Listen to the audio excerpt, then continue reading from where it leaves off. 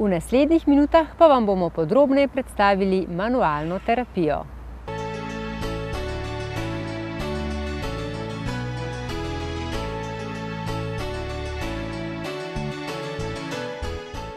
Manualna medicina je področje medicine, ki obsega diagnostiko kot tudi zdravljenje težav gibalnega sistema.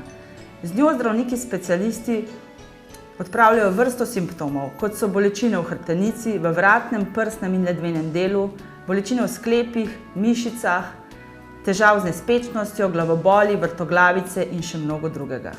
Po podatkih Svetovne zdravstvene organizacije naj bi kar 90% ljudi vsaj enkrat v življenju imeli težave, ki so povezane s hrbtenico. Vzroki zanje so različni, prednjačijo pa predvsem obrambne spremembe, razvojne posebnosti, na katere žal nimamo vpliva, in pa napačna, predvsem prisiljena drža. Dejstvo, ki temelji na podatkih specialistov, nevrologov in ortopedov, je, da naj bi vsak tretji Slovenec imel težave z spremembami v ledvenem delu hrbtenice, vsaka tretja Slovenka pa naj bi imela bolečine v vratu in s tem povezane težave. Manualna medicina je med vsemi vrstami terapij brez zdravil klinično najbolj uspešna metoda zdravljenja težav povezanih s hrbtenico. Prijemi manualne medicine so na nek način podobni masažnim, vendar z njimi dosežemo tudi globje mišice in tkiva, ki jih z masažnimi prijemi ne moremo doseči. Lahko bi rekli, da so določeni prijemi podobni ročni fizioterapiji, vendar je razlika ta, da so specialisti manualne medicine v osnovi zdravniki.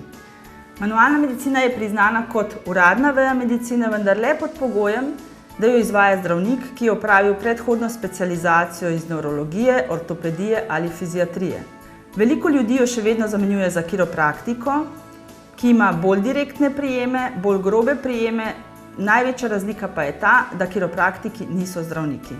Zdravnik specialist v prvem pregledu opravi pregled celotne zdravstvene dokumentacije, se pogovori s pacientom o težavah, opravi klinični pregled, ki se stoji iz ocene drže, gibanja, preverijo se mišice in vezi z otipavanjem, opravi nevrološki pregled in tako naprej.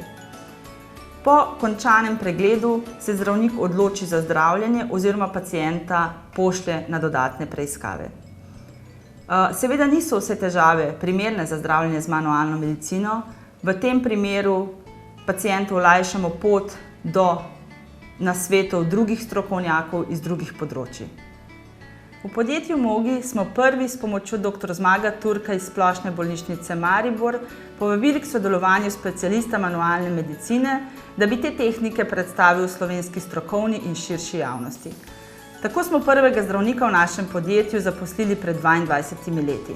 Naši zdravniki prihajajo iz Rusije oziroma Belorusije, kjer so tudi najbolj napredni centri za manualno medicino v svetu. Odprli smo prvo ordinacijo v Ljubljani, tej je čez nekaj let sledil Maribor. Ljudje so k nam prihajali z vseh koncev Slovenije. Predvsem, kadar gre za hude bolečine in velike težave, ni priporočljivo, da bi se po intenzivni terapiji človek odpravil še na dolgo pot do doma. Zato smo naše storitve približali tudi drugim in odprli še ordinaciji v Novi Gorici in v Murski Soboti. Nazadnje smo se pred 2 letoma razširili tudi na obalo v Koper. Naši zdravniki v ordinacijah Mogi zdravijo paciente vseh starosti, tudi otroke z idiopatsko skoliozo prve in druge stopnje. Največ pacientov je starih med 45 in 65 leti. Želimo si, da bi bilo drugače. Namreč ljudje imajo veliko težav že več let, tudi več kot 10 let. Te težave so zastarane in zdravljenje je bistveno bolj težko in zahteva dalj časa.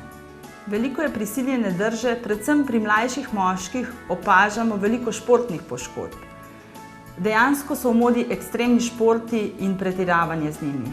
To pretiravanje nas vodi v poškodbe skeleta, mišic, predvsem pa tudi vodi v prezgodnjo obrabo hrustanca.